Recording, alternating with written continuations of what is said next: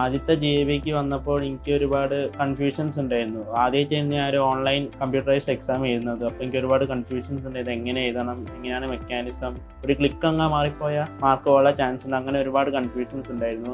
ഒരു വട്ടം എഴുതിയപ്പോൾ മനസ്സിലായി എവിടേക്കാണ് വീക്ക് പോയിന്റ്സ്, ഏതൊക്കെയാണ് ചെയ്യാൻ പറ്റുന്ന, ഏതൊക്കെയാണ് അങ്ങനെയൊക്കെ മനസ്സിലായി. പിന്നെ 2-3 വട്ടം എഴുതിയപ്പോൾ ടൈം മാനേജ്മെന്റ് കുറെ റെഡി ആയിട്ടുണ്ട്. ക്വസ്റ്റ്യൻസ് ഒക്കെ എങ്ങനെ മാനേജ് ചെയ്യേണ്ടതെന്ന് മനസ്സിലായി. അതേപോലെ തന്നെ ആ ഒരു ഫസ്റ്റ് എഴുതിയ ഒരു ടെൻഷൻ എനിക്കില്ലായിരുന്നു. പിന്നെ അതേപോലെ തന്നെ ഇനി എങ്ങനത്തെ ക്വസ്റ്റ്യൻസ് ആണെന്ന് എനിക്ക് മനസ്സിലായി.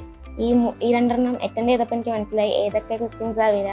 So the questions was really nice. Like ആ ഒരു ലെവലിൽ നമുക്ക് നമ്മുടെ ഒരു ലോ ലെവലിന് we can upgrade to some sort of middle level or something. ആ ഒരു രീതിയിലായിരുന്നു ക്വസ്റ്റ്യൻസ്. റൈറ്റ് ക്വസ്റ്റ്യൻ്റെ ടൈപ്പും കാര്യങ്ങളൊക്കെ അത്യാവശ്യം നല്ലോണം ഐഡിയ വന്ന് ഇപ്പോൾ കുറച്ചുകൂടി കോൺഫിഡൻസ് ഒന്ന് ബൂസ്റ്റ് ആയിട്ടുണ്ട്. ഇമ്പോർട്ടൻ്റ് ആയിട്ട് അറിയുന്ന മാത്രം അറ്റൻഡ് ചെയ്യാൻ വേണ്ടി ഉള്ളൊരു ഇത് വന്നു. പിന്നെന്താ കുറേ സില്ലി മിസ്റ്റേക്സ് ഒഴിവാക്കാൻ പറ്റി, ടെൻഷൻ കുറഞ്ഞു, അങ്ങനത്തെ കുറേ ഇമ്പ്രൂവ്മെന്റ്സ് വന്നിട്ടുണ്ട്. ഞാൻ വിചാരിച്ചത്ര ടെൻഷനോ അല്ലെങ്കിൽ അത്രയ്ക്ക് റിസ്ക്കോ എനിക്ക് തോന്നിയില്ല. ഞാൻ കുറേ ചെയ്തൊക്കെ നോക്കി, പിന്നെ കുറേ യൂട്യൂബും കാര്യങ്ങളൊക്കെ വീഡിയോ ഒക്കെ ചെയ്ത് നോക്കിയതുകൊണ്ട് വലിയൊരു ടഫുമാതിരി തോന്നിയില്ല. സിലബസ് ഒക്കെ കുറച്ചും കൂടെ എളുപ്പത്തിൽ പഠിക്കാൻ പറ്റി. അടുത്തൊരു GAB കൂടെ വരുന്നുണ്ട്, അപ്പോഴത്തേക്കും ഫുള്ള് അടുത്ത JEE മെയിൻസ് എഴുതാനായിട്ട് നല്ല എക്സ്പീരിയൻസ്ഡ് ആയിരിക്കും. ഇപ്പം എൻ്റെ 3ാമത്തെ JB ആണ് എഴുതുന്നത്. അവിടെ വന്നപ്പോൾ എനിക്ക് സാധാരണ എക്സാം എഴുതുന്നൊരു ഫീൽ ഉണ്ടായിരുന്നുള്ളൂ. കാരണം തുടക്കത്തിൽ 2 എഴുതിയോട് കൂടി തന്നെ എൻ്റെ ഒരു മൊത്തം പേടി എന്ന ഫാക്ടർ പോയി കിട്ടി. ഇൻസ്ട്രക്ഷൻസ് ഒക്കെ നന്നായി വായിക്കാണ്ട് തന്നെ എനിക്ക് ബൈ ഹാർട്ടായി തലയിൽ നിൽക്കുന്നുണ്ട്.